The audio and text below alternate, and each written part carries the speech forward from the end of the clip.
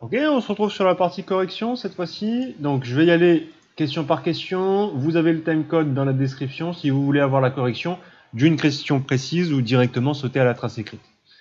Ok, donc on démarre déjà avec la question 1, 2 et 3, les questions qui sont assez classiques.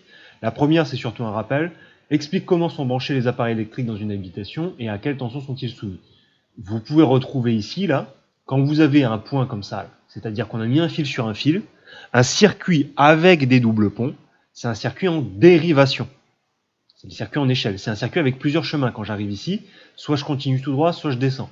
Soit je continue tout droit, soit je descends, et ainsi de suite. L'opposé du circuit en dérivation, c'est le circuit en série, où j'ai qu'un seul chemin possible. C'est-à-dire que quand je fais mon fil, là, à aucun moment donné, j'ai une déviation ou un carrefour dans mon circuit. Donc dans une habitation,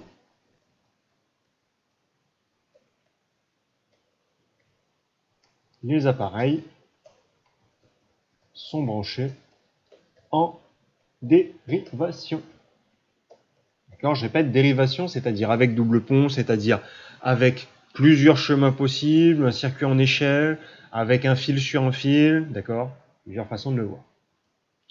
À quelle tension sont-ils soumis? Il faut regarder le nombre de volts qui sont précisés ici. Vous l'avez là et vous l'avez là. C'est des questions documents, vous ne pouvez pas vous rater là-dessus. Il faut que vous cherchiez, quand on vous parle de tension, nombre de volts. Quand on vous parle d'intensité, nombre d'ampères. Quand on vous parle de puissance, nombre de watts et ainsi de suite.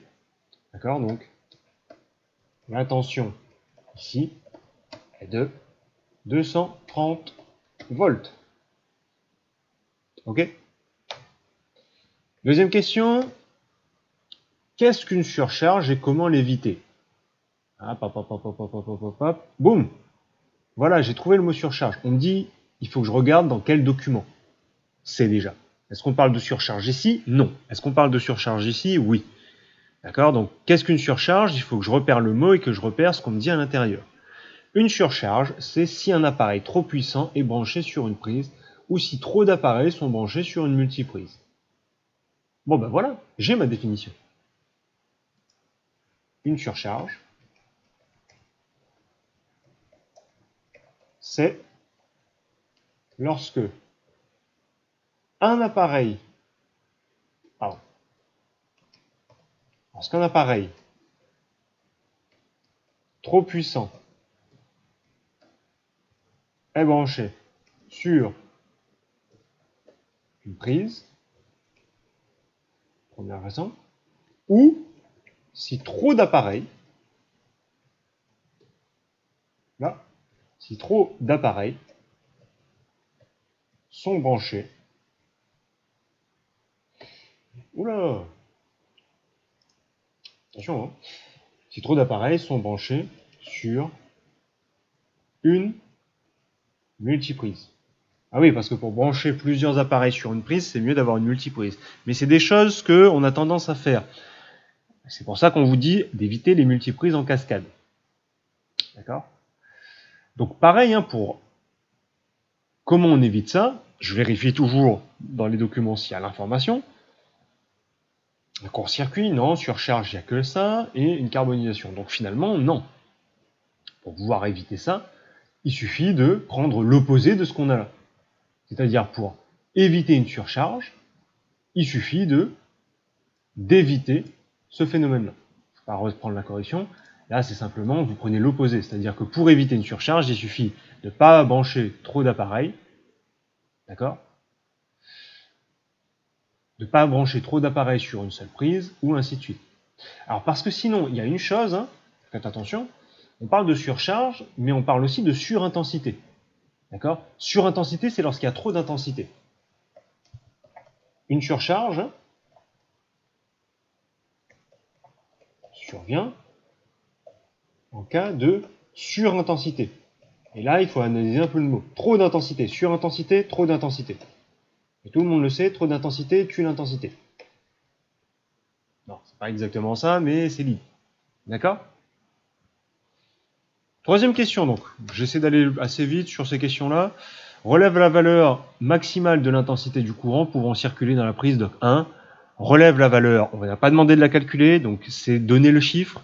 Est-ce que j'ai la valeur de l'intensité? Est-ce que j'ai le nombre d'ampères pour la prise? Oui. Donc la prise supporte au maximum 10A. D'accord? C'est les questions documents à récupérer effectivement ici, purement dans les documents. D'accord? Alors quatrième question, on revient sur les questions un peu de calcul. Calcule la puissance maximale admise par cette même prise. Donc on me demande de calculer la puissance. Donc je ne vais pas chercher plus déjà, je sais qu'on me demande de calculer la puissance. La puissance, je peux l'avoir avec la tension fois l'intensité.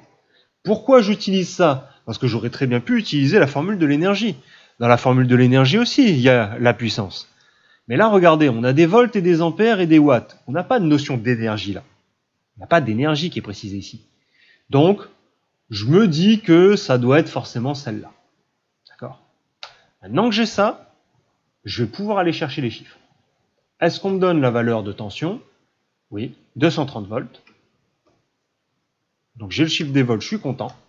Est-ce qu'on me donne le chiffre de l'intensité pour la prise? Oui, 10A. Je suis content. D'accord? Donc, toc, toc, toc, toc, toc, toc, toc. 2 fois 230, 2300 watts.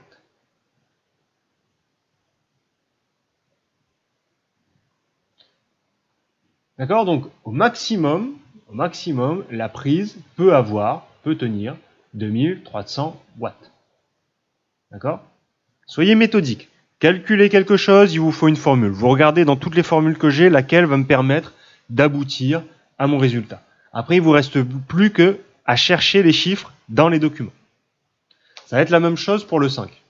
Le 5, on me demande de calculer l'intensité. Donc, calculer l'intensité, on commence, je fais mon petit triangle, je regarde, I est égal à P divisé par U. D'accord? Donc, il me faut la puissance, il me faut la puissance, il me faut la tension, donc il me faut le nombre de watts, il me faut le nombre de volts. Toc, toc, toc. Pareil, maintenant je vais à la chasse aux chiffres. Pardon, c'est hyper difficile à dire. Je vais à la chasse aux chiffres. Donc, il me faut le nombre de watts pour la prise. Alors on me donne des watts ici. Pareil ici. Mais c'est les watts pour la lampe et c'est les watts pour le gros radiateur. C'est un piège. Moi, on me demande que pour la prise. Je reviens sur la question. Donc, je n'ai pas de chiffre de watts qui est lié directement à la prise. Pourtant, regardez ici. Là, on me donne là. Si on branchait un four avec 2500 watts de puissance nominale. Donc, si on avait une puissance de 2500, alors déjà, vous voyez très bien qu'on dépasse les 2300. C'est quasiment sûr qu'on va avoir une surintensité, qu'on va avoir une surcharge dans ces fils-là. Parce qu'on a branché un appareil trop puissant sur cette prise-là. Maintenant, la question, c'est finalement qu'est-ce qui va s'activer. Donc, je reprends ici. Donc, la puissance est 2500 watts. J'ai trouvé mon chiffre, je suis content. Divisé par le nombre de volts. Le nombre de volts, oui, idem, je l'ai. Impeccable. Pof. J'ai mes chiffres. Je peux en appeler à la sainte calculatrice. Oh, grande calculatrice. Donne-moi la réponse, sachant que j'ai 2500 watts de puissance et que je divise par les 230 volts de ma prise. 10,86. Allez, 87, on est gentil. On arrondit au supérieur parce que le chiffre d'après c'est 9, pour ceux qui n'ont pas compris. Donc l'intensité ici est de 10,87 ampères. Bon, la prise, quand je vais brancher mon appareil, ma tension est fixée, sa puissance de fonctionnement est fixée, mon appareil, il va appeler dans mes fils, il va demander dans mes fils 10,87 ampères. Allez, je vais arrondir 11 ampères pour que ça soit assez clair dans votre tête. 11 ampères. Il y a un dispositif qui va s'activer là. C'est-à-dire, dans ce cas-là, quand je vais brancher mon appareil de 2500 watts, je vais avoir 11 ampères qui va passer dans mes fils. Il y a un dispositif qui va se réveiller, qui va se dire 11 ampères, c'est pas bon ça. Moi, je tiens pas 11 ampères. Et donc, il va s'activer. Et quand je dis s'activer, il va plutôt se désactiver. Donc 11 ampères, qui va se réveiller? Est-ce que c'est le disjoncteur à 40 ampères ou le disjoncteur divisionnaire, d'accord, qui existe que sur cette branche-là et qui a une valeur limite de 10 ou 16 ampères? Ben c'est celle-là. 40 ampères, lui, il tient. Le disjoncteur général, il dit, bon, il y a quoi? Il y a 11 ampères qui viennent de passer, ça va, c'est crème. Par contre, le disjoncteur divisionnaire, il va voir passer les 11 ampères, il va dire, non, non, non, non, non, non, non. Non, non, non, faut pas déconner. Donc le disjoncteur divisionnaire s'active au-delà de 10 ampères. Ce n'est pas le disjoncteur général, c'est le disjoncteur divisionnaire. Et qu'est-ce qu'il va faire? Si le circuit dépasse le courant indiqué, il ouvre le circuit. Il ouvre le circuit. Pourquoi? Pour couper le courant. Si j'ouvre le circuit, je coupe l'électricité. Et pourquoi je coupe l'électricité? Pour éviter qu'il y ait une surtension, qu'il y ait une surcharge, et que je foute le feu à ma baraque. Parce que mes fils, s'il y a beaucoup d'électricité qui passe dedans, ça chauffe. CF une ampoule, par exemple. Une ampoule, le fil, il y a beaucoup d'intensité qui passe dedans, et qu'est-ce qu'elle fait, votre ampoule? Oui, elle fait de la lumière, c'est vrai, mais elle chauffe. Allez pas mettre votre main sur une ampoule qui vient de fonctionner, hein. Ça va vous brûler, vous allez vous en mordre les doigts. Enfin, ce qu'il en reste.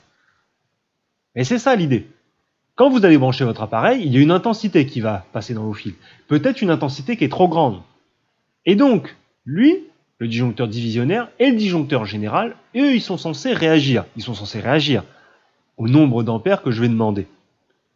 Donc dans ce cas-là, c'est pas le disjoncteur général. Le disjoncteur général, il va couper sur toutes les lignes.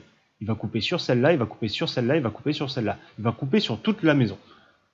Sauf que là, c'est le disjoncteur divisionnaire, c'est le disjoncteur de cette prise-là qui dit « Wow, un peu trop, on va limiter ». Donc, il saute à ce moment-là. Mais c'est que cette partie-là qui va sauter. Le reste peut rester fonctionnel. Donc c'est que le disjoncteur divisionnaire qui va ouvrir et couper le courant ici. Ok?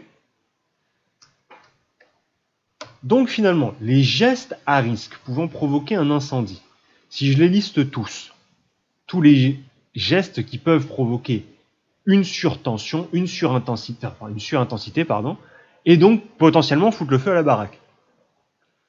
Il suffit un peu de reprendre ce qui est précisé ici, là. C'est-à-dire que les risques d'incendie, si je les regarde et je les liste un peu, la première chose, un court-circuit. Si vous avez un appareil qui est court-circuité, il va y avoir une surintensité, beaucoup trop d'intensité, beaucoup trop d'ampères qui va passer dans un fil, ça va chauffer, ça va foutre le feu. Première façon. Deuxième façon, oui, le cas de la surcharge. Le cas de la surcharge, c'est-à-dire trop de puissance. Trop de puissance demandée. Donc si trop de puissance est demandée, on va faire beaucoup trop d'ampères qui va arriver, et donc forcément, ça ne va pas tenir. Je vais effacer les deux premières questions. Boum. Et en dernier, la carbonisation d'un isolant, c'est-à-dire que lorsque vous avez un fil déformé ou écrasé. D'accord? L'état de vos fils. Oui, si vous avez des fils effectivement qui sont dénudés, écrasés, tordus, avec un morceau de plastique qui fond dessus, non, vous avez un mauvais état, l'électricité va très mal passer à l'intérieur, et ça va provoquer des arcs électriques, et donc provoquer des risques d'incendie. Les arcs électriques, ça risque de faire chauffer le bois qui est à côté, s'il y a du bois ou des feuilles de papier qui sont à côté, et donc de provoquer un incendie. D'accord? Pour éviter ça,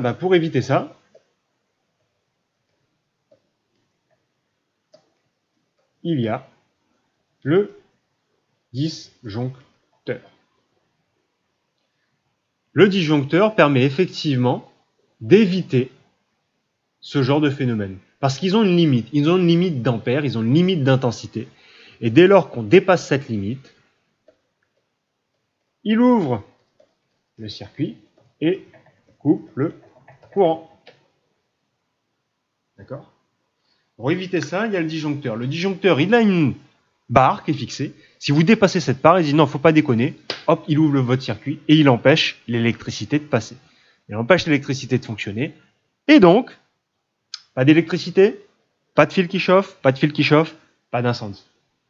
C'est pour ça que faites très attention. On ne joue pas avec les appareils de protection. Je le dis, je le répète. On ne joue pas avec les appareils de protection. Eux, ils sont censés réagir à la fraction de seconde, au millième de seconde, même au nanoïème de seconde. Nano, cherchez, c'est pour ceux qui s'intéressent. S'il y a un léger retard, un retard même qui est peut-être imperceptible pour nous, il peut y avoir de gros dégâts par derrière. D'accord ? Donc c'est des appareils qui doivent être assez souvent entretenus et qui doivent être dans un bon état dans la mesure du possible. D'accord ? Parce qu'ils sont censés réagir à trop de courant qui passe dans vos fils. Ok ? Donc trace écrite, à la suite, ce qu'il faut retenir, boum. Donc ce qu'il faut retenir, donc mettez sur pause pour noter, je vais donner les explications. Donc brancher trop d'appareils, c'est pas bien. Attention, il y a plusieurs appareils. Si on branche trop d'appareils sur une seule prise ou encore écraser des fils électriques, d'accord, ça peut provoquer une surintensité. On peut faire un appel d'intensité beaucoup trop important, beaucoup trop d'ampères qui passent dans les fils. Et ça, s'il y a trop d'ampères qui passent dans les fils, c'est comme si vous frottiez très vite vos mains, qu'est-ce qui se passe? Ça chauffe. Sauf que là, on ne parle pas de votre vitesse à vous, on parle de la vitesse de l'électricité, donc des trucs qui vont à 300 000 km par seconde. Ça chauffe de fou. Et donc, ça peut provoquer incendie et ainsi de suite. D'accord ? Donc, électrocution et incendie, parce que oui, dans le cas d'une surintensité, si vous vous amusez à toucher n'importe comment et n'importe quoi, surtout des fils dénudés, je pense surtout à ça, bah oui, vous pouvez prendre les 10 ampères qui passent à l'intérieur, et je répète, 1 ampère, ça commence à piquer, hein. Ça commence à piquer sévère, voire à être mortel. D'accord ? Donc, c'est pour ça que dans toutes vos maisons, il y a une installation, c'est les disjoncteurs. Les disjoncteurs, un petit dispositif. En fait, le disjoncteur, c'est simplement un interrupteur. Un interrupteur qui s'active sous certaines conditions. C'est-à-dire que si je dépasse un certain nombre d'ampères, cloc, mon truc s'ouvre et j'ouvre le circuit en amont, donc j'empêche l'électricité de passer. Ok ? Donc voilà. Donc c'est pour la partie donc protection que vous devez connaître. Donc on n'a pas rajouté, on a réutilisé les formules qu'on a vues la dernière fois. Donc à vous de bien noter la trace écrite, d'essayer de bien comprendre cette histoire de de disjoncteur et son fonctionnement, d'accord ? Et on se retrouve donc normalement pour la classe virtuelle, pour les troisièmes, c'est le mardi, je vais essayer de faire ça. Hein. Tenez-vous au courant sur Web Collège et sur le fil de discussion de la chaîne, d'accord, pour avoir le maximum d'informations. Et sur ce, je vous dis une bonne continuation. Allez, bye.